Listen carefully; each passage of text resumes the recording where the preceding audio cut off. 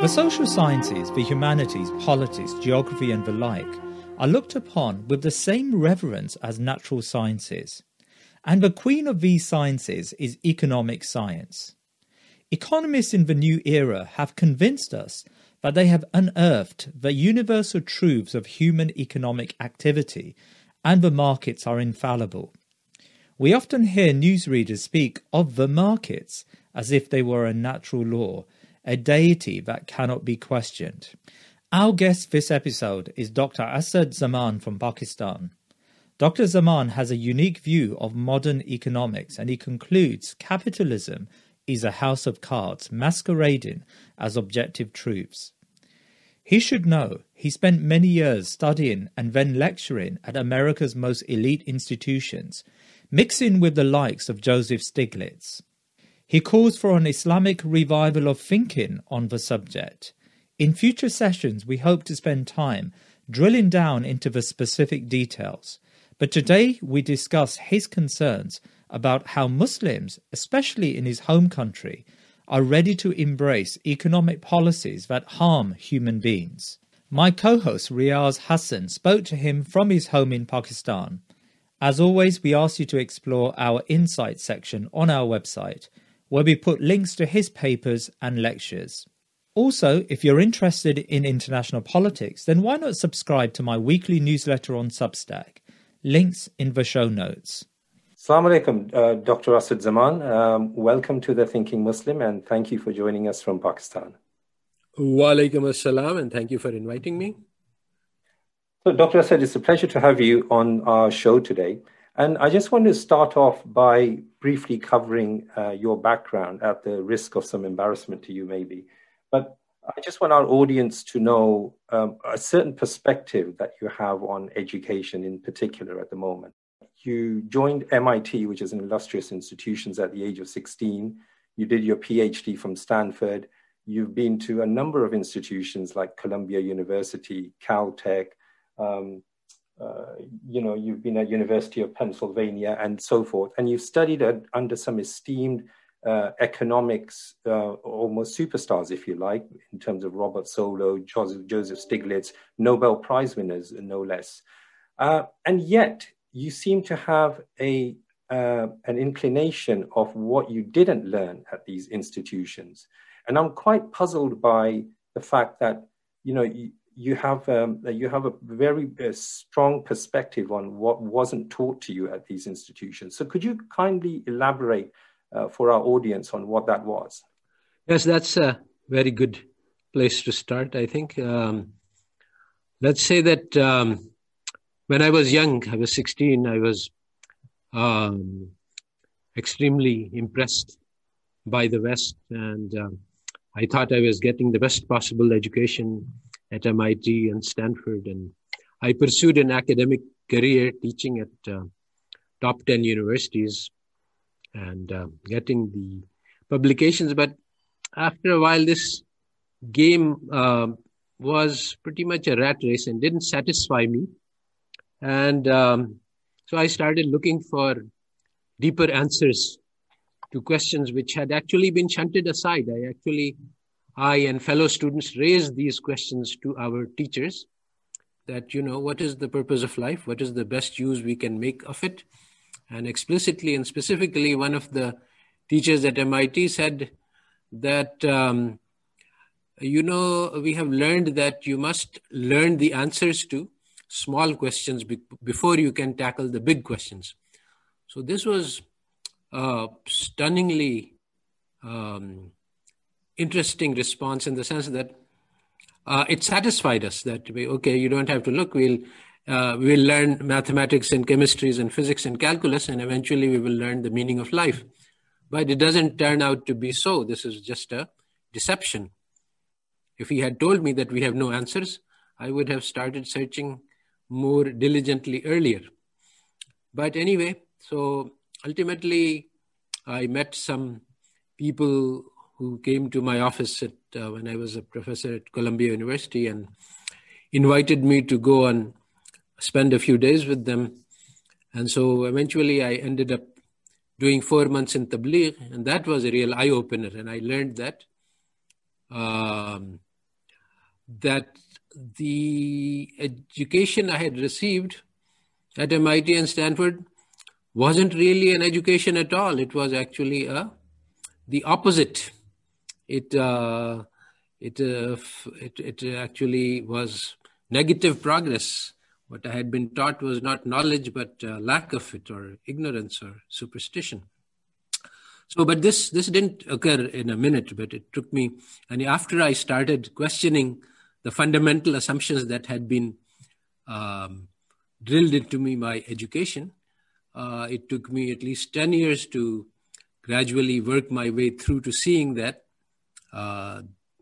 this isn't really what education was meant to be. And after that, I did a lot of research, and I learned a lot of history and philosophy and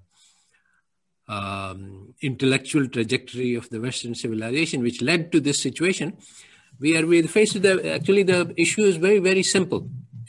The first question that all of us face in our lives is, what is the purpose of my life? Equivalently, I have been given this very short amount of time on the planet. We're only dancing on this earth for a short while. So the question is, what is the best use I can make of this time? Now, a third way to put this question is that all of us, especially the students should understand this well, all of us have enormous capabilities and potential. We can learn how to walk on coals if we like. We can learn how to become mountain climbers. We can learn how to play world championship chess. We can learn how to do any kind of sports, or we can learn how to do mathematics or engineering or other things, be the best doctor. So the question is, inside every human being, there's tremendous potential. The question is, which of these potentials should I develop? Should I just go with the flow, wherever the river is taking me, follow the crowd, take the career line which will generate the maximum amount of money or fame or popularity, or is there something else I'm supposed to do with this life? So this is the most important question. And no matter how much chemistry, physics, or biology you learn, you will not learn anything remotely relevant to answering that question. So really the question is that when we are making life choices, and I'm choosing whether I should take a biology course or a psychology course, the question should be answered in light of the purpose of my life. Which one of these pieces of knowledge is going to help me more achieve my goal? But this question is never brought up. And so we basically run our lives blind without having any goal and just living from moment to moment, and basically end up wasting our lives. Is this what we call a secularization of knowledge that's been taught to us and our children, at these institutions? And I think the second question arises is, have we almost been unwilling acceptance of the knowledge that's been taught to us as a universal set of rights or beliefs that we have to abide by? Is there some sort of ulterior motive to this? Is there something more sinister going on in the terms of the way that we've been educated, whether it's in the Muslim world or in the non-Muslim world? Because the Muslim world, quite frankly, copies after some time, what's being done in the West. Yeah, absolutely. There's a couple of questions you have asked, which are all actually very accurate and intricately related to each other. First of all, let me say that the question of purpose of life is essential importance to all human beings. It doesn't have to do with secular or Muslim.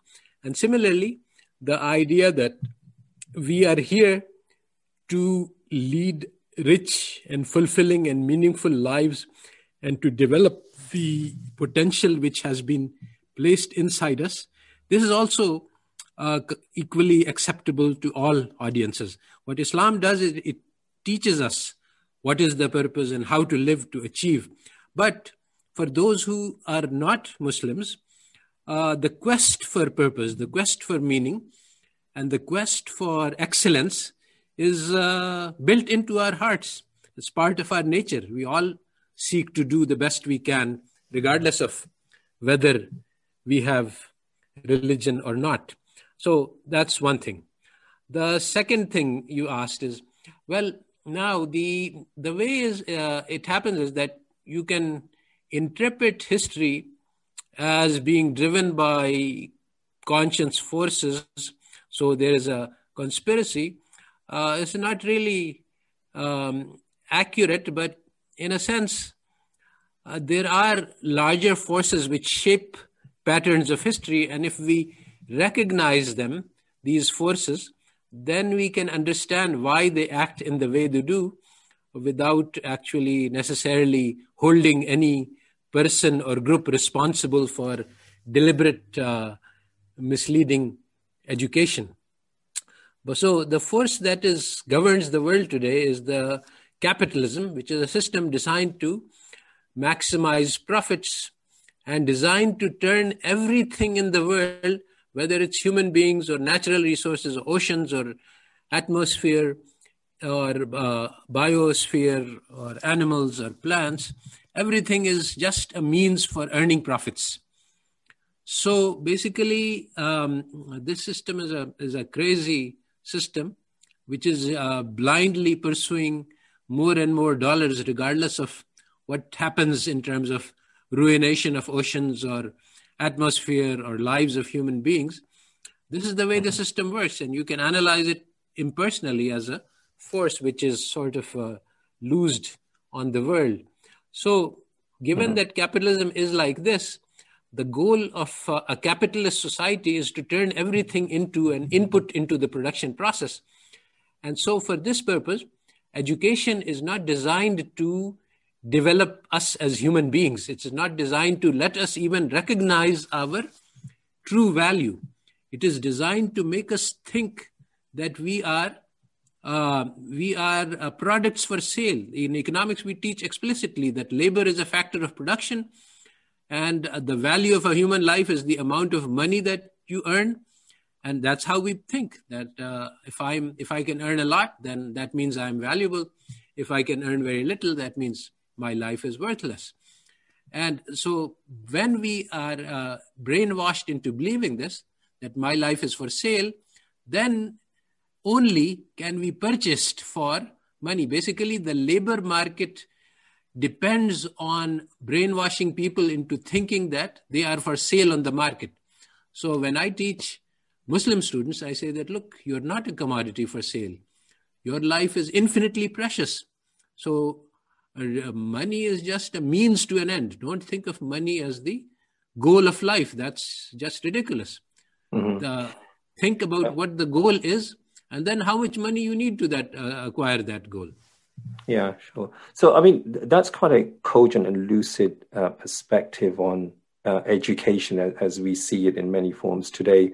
And I think we'll come on to the aspect about the fundamentals and morality of economics in a little while. But before then, I wanted to just kind of cover off the two main facets of education, which is the physical sciences and the social sciences. And I was quite intrigued by a lecture that you gave recently in the distinction between the two and how we perceive that distinction in terms of the way equivalence is measured between the physical and the social sciences, in that they're both taught of as being universal aspects. So is the law of gravity the same as the law of supply and demand? What are your thoughts around that? And could you enlighten us on why we should see, especially the study of physical sciences and social sciences, quite differently? Yes, this is a very, very central question. It's far more important than it appears on the surface, because the use of the word science deceives us into believing that, yes, law of supply and demand is like the law of gravity. But this is very, very far from the truth. Just using the name science doesn't make it into a science. And if you want evidence, just look at the global financial crisis. If economics was a science, and economics is supposed to be the queen of the social sciences, then all of the economists were just surprised, and they said that, no, this can't happen. And I know in intricate detail why the theories that we use in economics failed to predict the global financial crisis. But we don't need to go into detail. It should be obvious to anyone. In fact, the Queen of England walked into London School of Economics and said that, why didn't anyone see this coming? So, I mean, fact is plain as the sun and obvious to every layman that economists failed.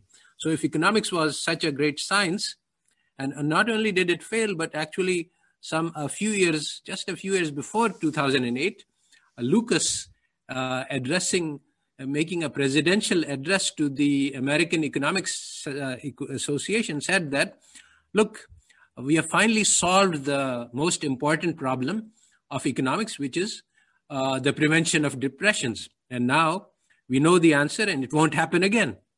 So that was just a few years before the global financial crisis. So it's really, really bad. Now, the thing is, what is very, very harmful is that the claim of social science to be a science, it deceives us into thinking that it is a science when it is not. In fact, lots of people who have understood the nature of science, lots of people, you can find quotes. There's one by Foucault that social science pretends to be a set of laws, but it is actually just an expression of ethical commitments of the Western civilization.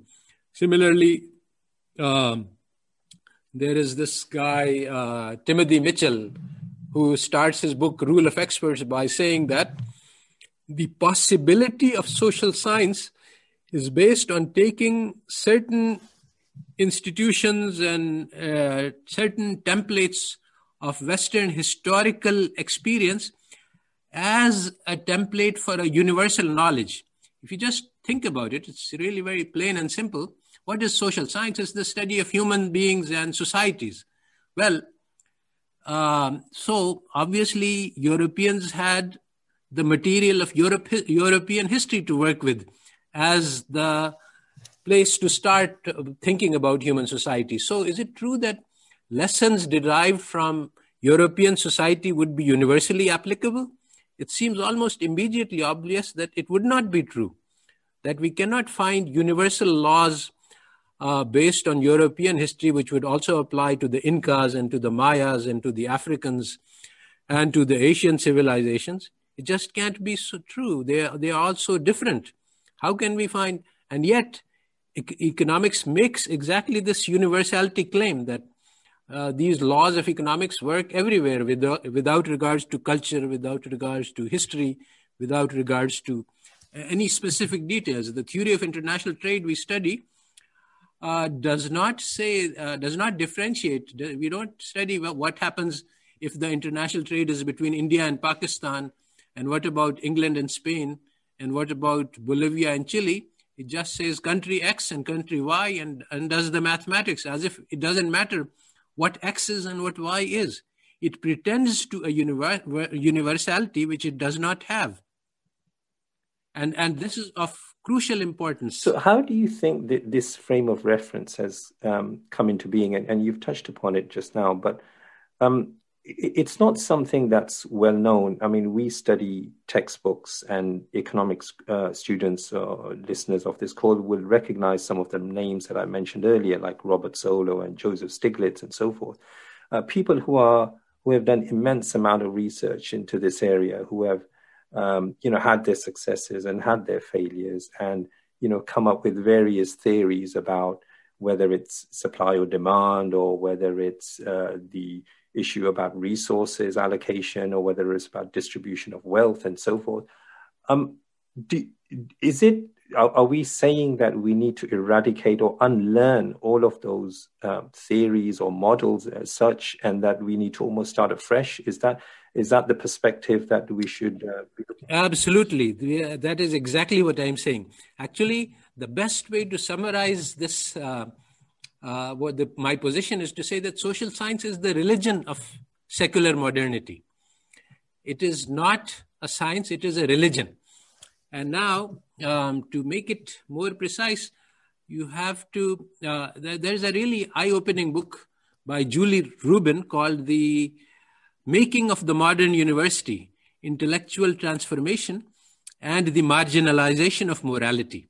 So she starts out by saying that if you look at the college catalogs in 1920s, you will find that nearly all of them state that the goal of our education is to create a good character, to instill in our students civic virtues and social virtues, and have them recognize their responsibilities to God, family, country, and to learn how to be a good human being. That was the purpose of education in the 1920s. But if you look at 1950s, you won't find anything like that in any of the catalogs. So what happened? How did this goal of education to being character building, which automatically involves learning about the meaning, how did this come to be? So basically, she analyzes this to the emergence of the philosophy of logical positivism, which also happened in the early 20th century. And before this philosophy emerged, truth was, this is how she actually is describing it in her book, truth was a unity. It covered moral values, and it covered spiritual truths and scientific truths. They were all in the same category. But logical positivism said that scientific truth is special. It depends on purely the facts that we can see, and it doesn't have anything to do with morality. And moral values are just not part of science. In fact, there is no way, this is something which actually Hume had said already, that you cannot use empirical knowledge and you cannot use logic to deduce moral values. So for a long time, people had thought that, yes, this is true, you can't use empirical facts and you can't use logic, but we still have access to moral values because of a number of reasons. Positivism said that no, morality is just meaningless noise. It is not part of knowledge. So knowledge itself, the concept of knowledge itself was redefined to exclude the idea of character and personality and morality and all of things which are not scientific. Basically, science is the only kind of knowledge. Now, science cannot tell you how to be a good person because it cannot define what is good. So once this was removed from the foundation of knowledge was changed, then the social sciences, you see, the social scientists used to be activists. They said that our mission is to improve the world. This was in the, and we will, they developed theories about how we can be a better society and how to move to be a better person.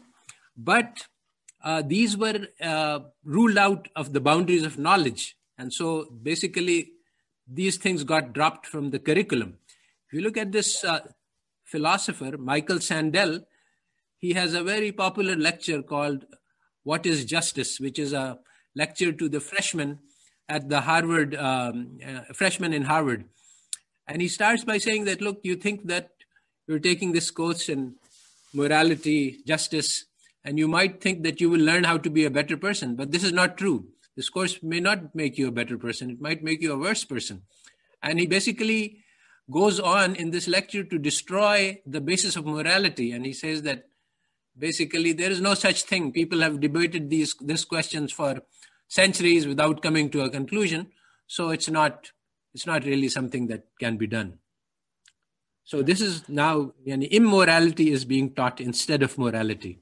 So, and I think one of the things that you touched upon is a deification of science almost as a universal truth of measure in everything. And the only possible truth, yes. Yeah, exactly. And so I think for us as Muslims, the question then arises is, if we're not to take the social sciences that we've been taught at school or at college or at university as the universal truth, then what do we have? How do we go about then making sense of the world in various fields, whether it's psychology, sociology, economics, or any other social sciences? How do we then go about almost establishing our own social science? What are the tentative steps that we have to take in order to make this happen? Yeah, that's a very good question. I think this is one of the burning issues for the Muslim Ummah as a whole. So first thing you have to recognize is that a huge number of values are buried into apparently objective framework.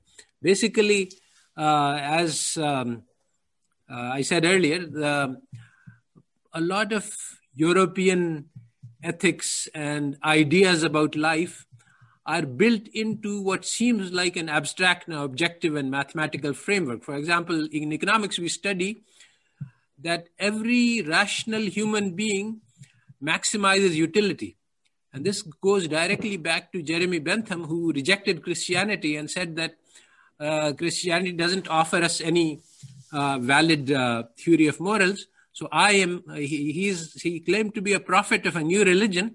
And in his religion, pleasure was good and pain was evil. And that is the definition which we use in economics, that the goal of life is to maximize the pleasure we get from goods and services.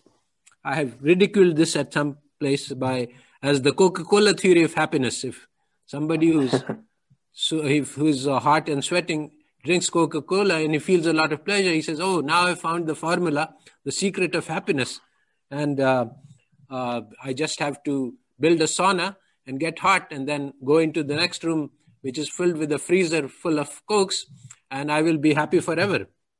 That's the theory which economics is actually teaching us. So first thing you have to do is dig out these hidden assumptions, these ethical, moral foundations which are buried, and they are made to appear objective. Then, as far as replacement is concerned, it's very simple. In the West, the human beings in the Western intellectual tradition, human beings don't have any hearts and souls. They only have brains. So the Homo economics, he can do calculations and he's rational, but he doesn't have emotions. He doesn't have any sympathy. He doesn't have any compassion. He doesn't have any love. And so basically Allah Ta'ala says that جَعَلَ لَكُمُ السَّمْعَ وَالْأَبْصَارَ وَالْأَفْئِدَةَ, that we created for you the ears and the eyes and the heart. And another place that they have hearts, but they do not لَا يَفْقَهُونَ بِهَا, they do not understand. They do not use these hearts for understanding the world. So the heart is an instrument of cognition. And this heart has been removed from the Western social science. So the basic, that makes everything. Basically, the theory of political science today is based on Machiavelli's ideas that you can do anything you like in order to win the war. There are no ethical rules, no constraints. And we have seen the effects of that. And there's continuous warfare because, as you know, Madeleine Albright put most graphically, that yes, it's worth killing 500,000 children in order to get oil profits. She said it explicitly on 60 Minutes. Wasn't even embarrassed about it. That's right, and I guess that's a quite apt exemplification of the principle of utilitarianism in terms of achieving what you need to do. So I think this kind of moves us on to the issue about the subject at hand, which is economics, which essentially, as you say, is the queen of the social sciences and which drives the world today in various ways. Is it true? Would it be true to say that we as Muslims and as an ummah are, somehow ingrained into this kind of free capitalist model without even realizing that we are? We all, by word, we profess adherence to Islam and we profess adherence to Islam as a way of life. But really, when we live our lives, we are sort of unconsciously, a part of free market economics, and you can see it in many ways. Right down from the moment we trade, both as individuals and as nations and as everything else. So, what I'm trying to understand is how do we take these kind of baby steps in order to extricate ourselves from what's going on around us? And I think you've touched upon that previously, but is that a true reflection of the world as it is today? Absolutely. I agree completely. Basically, the Prophet Muhammad ﷺ said that Islam came as a stranger and will become a stranger. And he said that you will follow the ways of the Christians and the Jews, even to the extent of crawling into lizard holes behind them. And that is exactly what has happened. We have blinded ourselves to the beauty of Islam, and we are following West blindly wherever they lead us, in the false belief that the path to progress lies in imitating the West. And this is true from top to bottom. I mean, even very religious people think that is the way to progress. So basically, that is why Islam has become a stranger to us. And so revival depends on, I have a sequence of lectures, 8 lectures, which I'm currently running, and on how to launch an Islamic revival, because it's not an easy process. There are multiple dimensions of change that need to be done. And so there is a short link for it, bit.ly. And we can certainly provide that link to our audience, Dr. Zaman. And I've actually viewed some of those lectures online, and I see.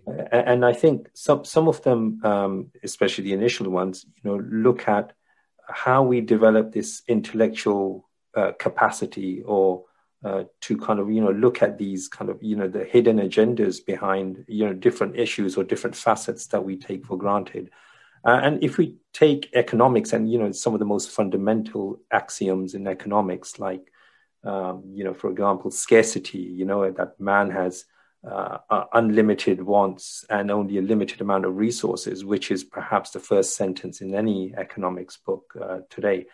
How does Islam view that central axiom of modern economics differently to how it's kind of portrayed in our textbooks? Yeah, so I've written a lot about this, but very briefly, we differentiate between needs and wants. And wants are indeed unlimited, but the Quran says that those who pursue their wants will go to Jahannam. And hawa is a very bad thing. So on the one hand, you're free to fulfill your needs, and even your, there's a gradation. Hajat is the needs, and then there is it's a graduated scale, yes. Yeah, it's a graduate scale. Yeah. So Islam is very far from monasticism. It doesn't say that you should live the bare minimum. It says, yes, you can wear decorative clothing, and who has prevented you from eating good food? So you can eat good, and you can dress well, and you can be comfortable, but do not waste, do not spend excess, do not do ostentation. So if you limit yourself to being comfortable, then your needs are not limited. And going beyond that is actually not permitted.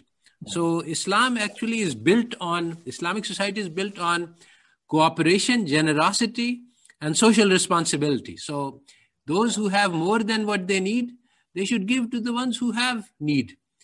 Capitalism is built on competition, greed, and individualism and hedonism. So if you have $1 million and everybody is starving, you should go and splurge on a vacation instead of trying to help others, because that will give you maximum utility. So this irresponsibility, this individualism, and it's very surprising that I've seen this in so many movies. They portray this as sort of the heroic and a wonderful thing. There's a man, he has a family, children, and suddenly he sees a girl he falls in love with, and now the great thing for him to do is to follow his desire and abandon his wife and children and go after his love. And that's purported as basically a great thing for him to do. So this kind of explicit message is being given, that just seize the day, follow your desires, you won't get another chance to live. So forget about hurting others or helping others. You're not, everybody is responsible for their own lives, and you should just maximize your pleasure. So, I remember in my youth, there was this song called 50 Ways to Leave Your Lover, in which this person is feeling bad about dumping his lover, and he's being told that no, it just doesn't matter. You don't worry about the other person. You just worry about yourself. Sure. And that was explicit training. Nowadays, it's so deeply ingrained that you don't need that lesson anymore, because everybody has learned it. That's true. So Dr. Zaman, I think two aspects, and if I can just kind of articulate some of the counter narratives to the Islamic position when we present this is, one of the positions is about scarcity. People would always argue that, it's obvious that resources are scarce and that we always have to make these decisions. So it's very well from a high level perspective saying that, we need wants and everybody, we need, it's our essential requirements and we should fulfill them for everybody. But if you take the present coronavirus example, and we have, a limited number of hospital beds, and they say doctors and people are making choices all the time about resources, and people are building in quality of life calculations as in terms of, who should live and who should die and who should have a ventilator and who shouldn't. So the allocation of resources is always a problem, whether it's an Islamic environment or a non-Islamic environment. So then how do we then kind of contend with this? Surely mathematical formulas and various models do help us doing that. Is that, what are your thoughts around that particular counter-narrative? Mathematical models are very deceptive, and they do not help us to do that. And basically, this is a misdirection and a deflection. You see, once you distinguish between needs and wants, then you find that needs are easily fulfillable for the entire planet. If you look at healthcare needs and educational needs and basic wants, then everybody can live comfortably with the resources that we have. There is no scarcity. It's only that people are buying $20,000 alligator skin briefcases when there are starving children all over the world, malnourished people. And so basically, if we say that, look, we will prioritize. First, we must fulfill the needs of everybody. Then what is left, everybody can use. Then there will be no scarcity. And this is very easily established. I've done the calculations in one of the papers that the amount of time, the amount of money being spent on makeup today is enough to feed the hungry of the planet, and so on. So there are many such calculations. If you look at the amount of money being spent on so-called defense, which is basically killing and bombing, that's enough to provide houses and educations and all basic needs of everybody on the planet many times over. So there is no scarcity. It's just a made-up concept. Yeah, I read somewhere recently that there's more disused housing in the United States than there are homeless people. So, that's a fact in itself, really, a kind of an indictment to the system. Exactly. Again, another way of looking at this, or an alternative discourse to this, is the issue of morality. Now, you mentioned that in Islam, there's nothing really stopping us from, accumulating things, if you like, and living a reasonably good life and spending on ourselves. And then you talk about the issue of, if there is needy, then, it's incumbent upon the wealthy to provide for the poor. But there's no hard restrictions on that apart from the ones that we've come to know in terms of zakat and sadaqah, which is voluntary. So are we almost kind of assuming people to be in some ways angelic, or in the West, they say everyone should be perfectly rational, right? In terms of their self-interest and the way they should do things.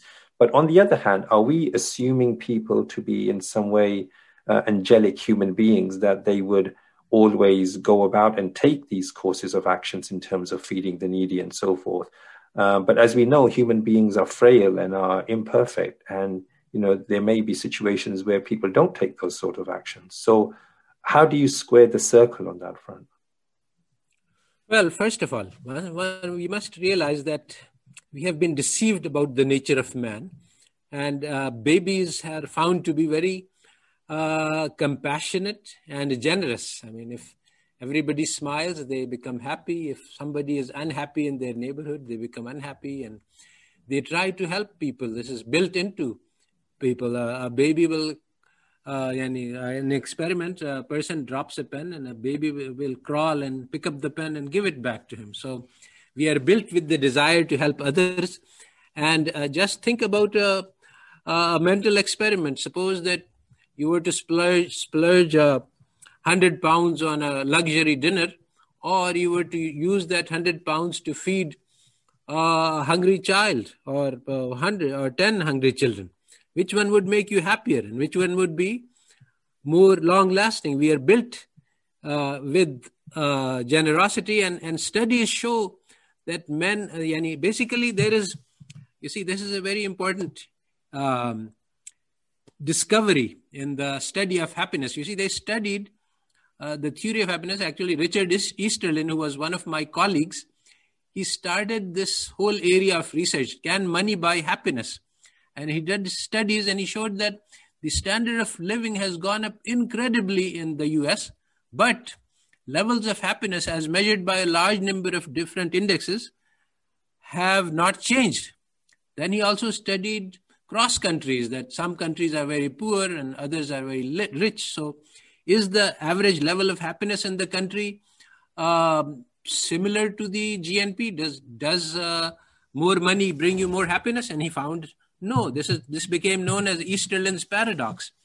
And basically the point is that short-term pleasure and long-term happiness are almost antithetical to each other. If you pursue pleasure, it's like a chemical explanation is that it triggers dopamine. And this is actually an addictive thing. It's just like the Coca-Cola theory. You see, if you just eat and drink and you think that will make you happy, consume goods and services, this is just dead wrong. It brings you a temporary shot of happiness, but as soon as you finish eating, that pleasure is gone, and you're stuck with the aftermath and consequences, which are often negative. Happiness depends on character, on personality, on developing gratitude towards Allah, on social relationships. And if you are greedy and selfish, you will destroy those social relationships, which are the most important source of human happiness. Mm-hmm. So basically, we are being driven to commit suicide in terms of building healthy relationships by the wrong philosophies of instant gratification that are being pushed on us by Hollywood. I want you to explore we've talked about some of the base principles behind Western economics, i.e. scarcity and limited resources and unlimited wants and so forth. I wanted to kind of cover a similar set of axioms that we have in Islam. Now, as you obviously well know that, the father of modern economics is Adam Smith in this country or everywhere in the world, really. And The Wealth of Nations is the fundamental book by which everyone measures self-interest.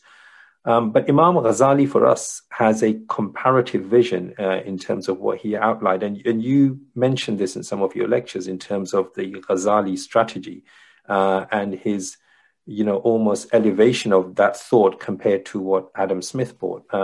So could you expand upon some of the viewpoints that you describe within that for our audience, please? Yeah, first of all, there is a very interesting book called Theft of History by Jack Goody, which explains how a huge number of inventions and creations of other civilizations have been taken over by the West and claimed for themselves. For example, Adam Smith, a lot of the material is taken from a school of Persian philosophers. And the most interesting thing, amazing thing, is that Copernicus was actually just a translator of Ibn Shatir and some other Arab astronomers who had already developed the heliocentric theory as well as all the mathematics and the equations. But going back to Al-Ghazali, basically the point is that if we start doing social science on the basis of a correct, basically you have to start with the correct understanding of what is a human being. What does it mean to be a human being? Human beings are very flexible. You can train them. Everyone is born on deen al-fitrah, but you can train them away from this. And this is what is done. If you take a child and teach him to be generous and cooperative and friendly, he will grow up like that. You will teach him compassion and you will teach him love. Or you can teach him to be greedy and competitive and individualistic and hedonistic, and he will grow up like that. So then when you take a child which has been brought up in a competitive dog-eat-dog society and you tell him that this is what human nature is, he will say, yes, that's what he has experienced. But that doesn't mean that that is what is human nature. And once you learn to look beyond that, then you will see that human nature is very plastic, very flexible, very moldable, and you can mold it into good shapes. Allah Ta'ala says, Hadaynahu najdain, we have shown him the two highways of good and evil. And we get to make the choices. We can choose to be good or we can choose to be evil. And sometimes the choices are difficult.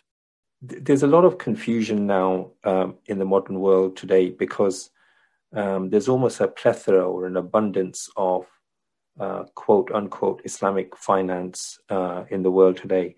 And there's a view about adversarial economics versus cooperative economics. And you mentioned a very good example about takafful and insurance in terms of how you can look at the same issue, but in two different lights. And it'd be interesting to understand your viewpoint on using that as a mechanism to just show what you mean by adversarial economics and cooperative economics. Well, you see, the standard economic theory tells us that we live in a jungle of cutthroat competition. It's a dog-eat-dog world, and this is the way you get efficient. Everybody tries to outdo the other, and the one who wins is the most efficient. And as opposed to this, in cooperative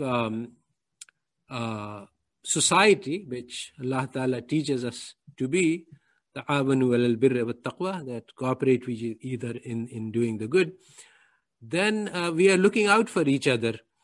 And in such a society, everything changes. The institutions, like in the, in Islam, we don't have any banks. And in Islamic history, for 1,000 years, there was no banks. But we did have waqf, people who have excess money. What do you do with excess money? Well, somebody came with excess money to the Prophet ﷺ and said, I have acquired this much property at Khaybar, what should I do with it? So he said, why don't you set up a waqf?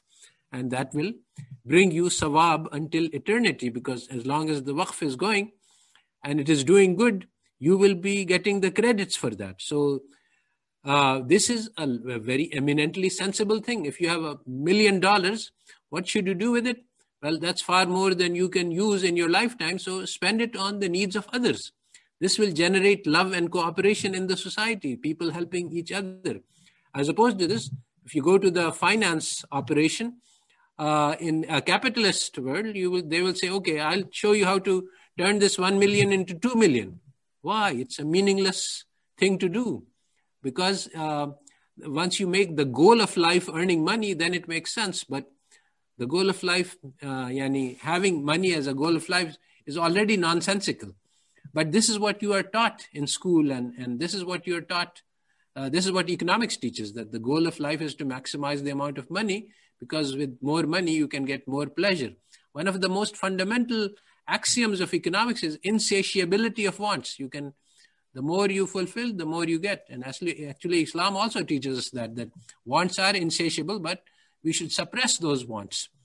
So basically, once you have this spirit of cooperation, this leads to different institutions, different waqf instead of bank, takaful instead of insurance, guilds instead of monopolies. In all domains of life, the concept that we are all brothers and sisters, descendants of Adam and Eve, this leads to an entirely different view of what human society should be like and is like, as opposed to the idea that this is a dog-eat-dog world and we can do anything we like to win. So is it true to say then that the financialization of the economy it's a relatively recent phenomena, maybe after Reagan and Thatcher in the 70s and 80s, the over-financialization, rather, should I say, of the economy. And in terms of the way Islamic finance is portrayed today, in terms of the abundance of products, whether it's sukuks or takafful or mudarraba products or all sorts of things, are they essentially missing the essence of what's required? Or in terms of convenience, a lot of people have benefited from some of those products in terms of avoiding riba payments, for example, whichever opinion you take. But are we kind of almost saying that we're essentially missing the essence of what finance and what money means in Islam? Because money, and I read this a long time ago, was that initially the concept of money wasn't as a medium of exchange, not just by Muslims, but by non-Muslims as well. The early Spartans used to use big iron bricks so that they wouldn't be traded for more money, right? So capital does not beget more capital. So are we essentially missing something here when we're looking at Islamic finance and the direction of travel that it's going in at the moment? Yes, there are a large number of complex topics involved. One is simply that if you look at the European history, greed, accumulation of wealth, these were all considered very bad things.